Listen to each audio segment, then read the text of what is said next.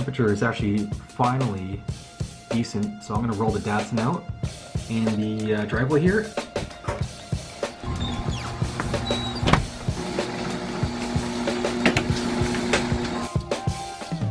So my buddy Mike from Elite Auto Glass came by. He put the glass in the front and the back, and I'm going to show you something here because I'm sure a lot of people have struggled with this windshield trim.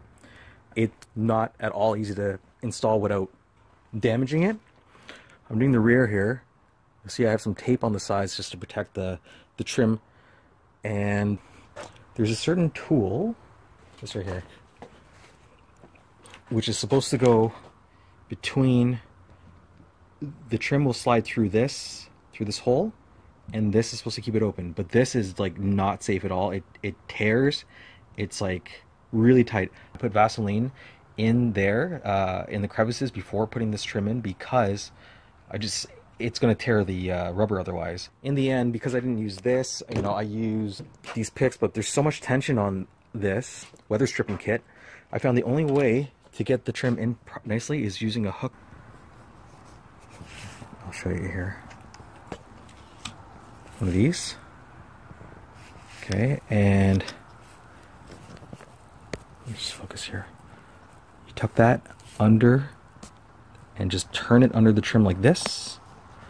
Okay, and you'll see it kind of works. You'll see it's not easy. Like it's the only way. If anyone knows a way of doing this properly, please let me know, because that tool does not work for me.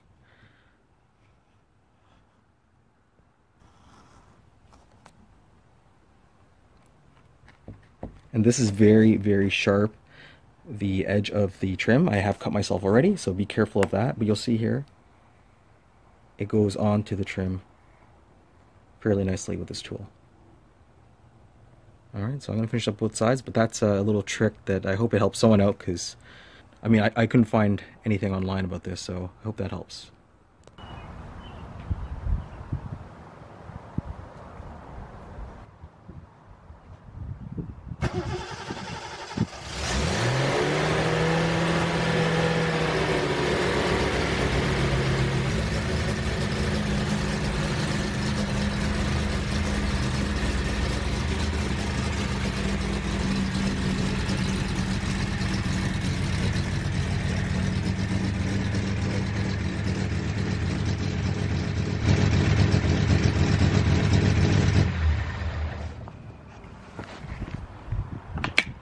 Alright, so Datsun's out.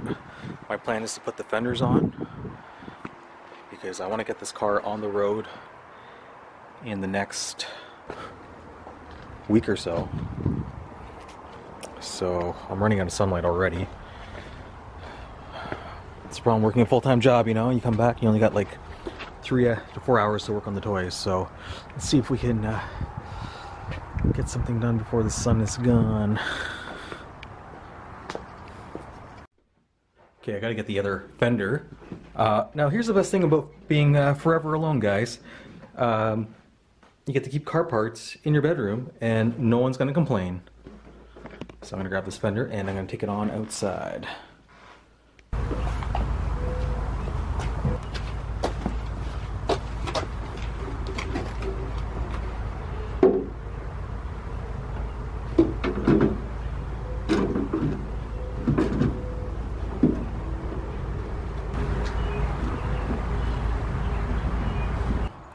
So this took me 2 hours to put both fenders on. Why did it take 2 hours when it just slips on? I wasn't sure which fasteners go where, so that's why I'm kind of following the orientation, which looks about right. The manual wasn't too detailed about that. Kind of embarrassed on how dusty these fenders are. It goes to show that I need to clean my room. So the bad news is, aside from the fenders being on and I'm out of time, this cowling, as you can see, has a crack in it. And I'm not happy about that because it didn't have a crack in it originally. This corner was up a little bit too high for my liking, so I just pressed it down to see if I can bend it shut, and I forgot that there is filler under this paint and it cracked the filler and the paint. So not happy, but what can you do? I'll get that fixed eventually. It's not on the priority list at the moment. I'm gonna shut the hood here. There's no latches yet, so I gotta adjust these stoppers. Yeah, not too happy with those lines as yet. Anyways, it needs some tweaking. But for now, the exterior is almost put together. The headlight buckets will have to go on another day because obviously I'm running out of time and daylight. And then I'll get the rest of the interior buttoned up, including the door latches, because that needs to happen ASAP. Alright, getting there. Back to the garage here. I'm going to pull the cover off and going to get the front end all complete. So let's do this.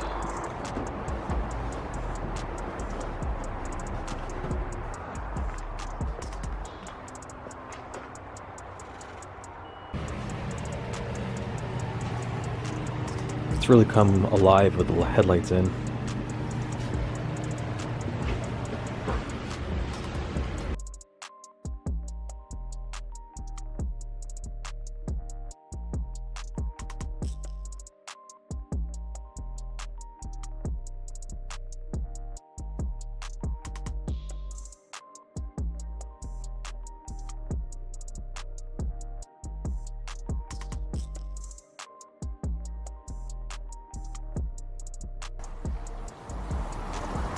We're at 20 degrees Celsius here. It's currently in the first wash.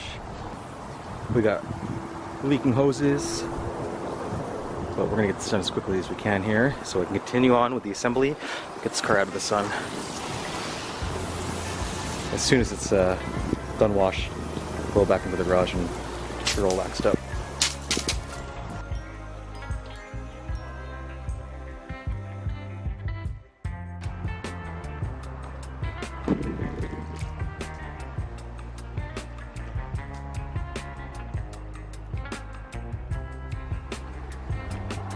Alright, so first wash is done. All the fingerprints from all the panel fitments are now washed away. Now I'm going to apply a coat of wax before I drive this car anywhere. But you can see there's still a lot to do. Still got the door panels, the door cards, sorry, some of the headliner as well.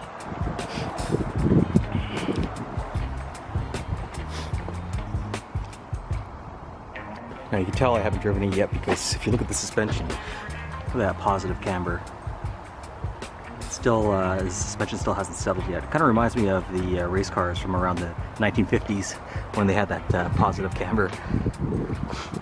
But after one test drive, the suspension should settle. I'm gonna be very gentle with everything. The brakes, the clutch, everything is pretty much new. It's new clutch, new brakes. I mean, the engine's rebuilt, obviously.